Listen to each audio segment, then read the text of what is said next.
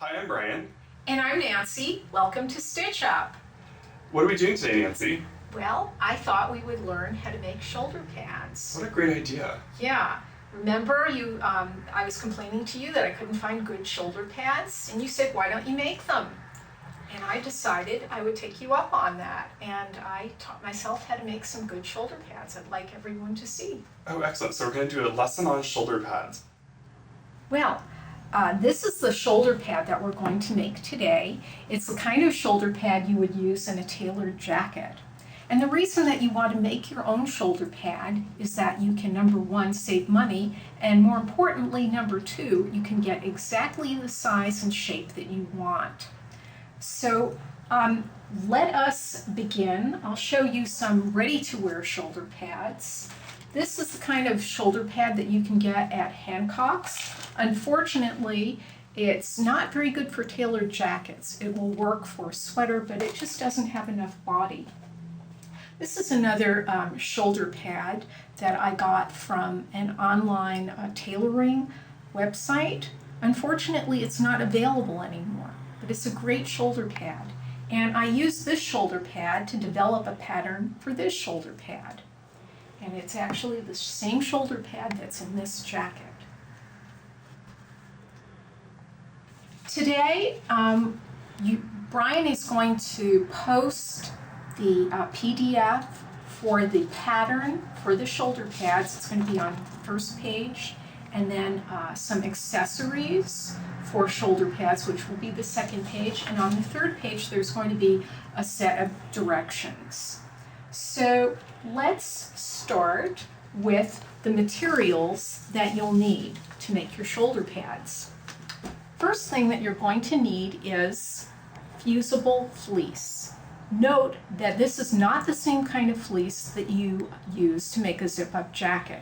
You'll find this in the interfacing section of Hancock's or Joann, and you'll note that it has a slightly rough feel. This is where the glue is. Fusible fleece is often used for making handbags, but it makes a great shoulder pad. There is also an unfusible fleece also in the interfacing section. It's a little softer, so I think if you want more body, I would use the fusible fleece. And that forms the underlayer of the shoulder pad. The overlayer is formed with felt. And this, I got this particular felt in a 9 by 12 inch sheet. I'm afraid it's been cut, but it's very inexpensive. I think it costs about 10 or 20 cents for a 9 by 11 inch sheet, and you can make one pair of shoulder pads out of one sheet of fleece. You'll also need a quarter of a yard of fusible fleece, which runs about $5 a yard. It's best to get the stuff on sale. To make the accessories, the chest shield and the sleeve header, you need, this is warm and natural batting. This is found in the quilting section at Hancock's or Joann. It's very nice and soft, which makes it ideal for a chest shield.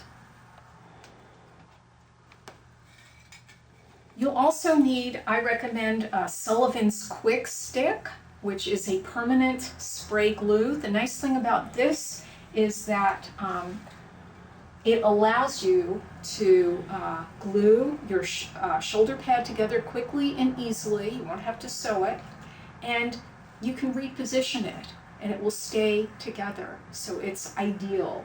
I happen to have this in my stash, and I know this works.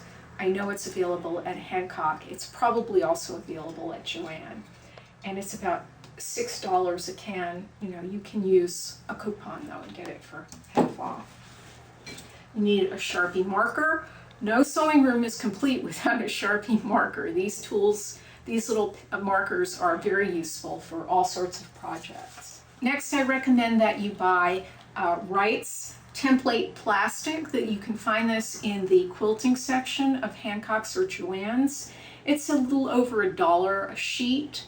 But you can buy it on sale, and the reason I recommend it is that there are many pattern pieces to this project. There are 7 concentric D-shaped pieces. They're easy to misplace, and it's if you put it on plastic template, you can trace it with your Sharpie marker, and you won't lose or misplace the pattern pieces. They won't get mangled.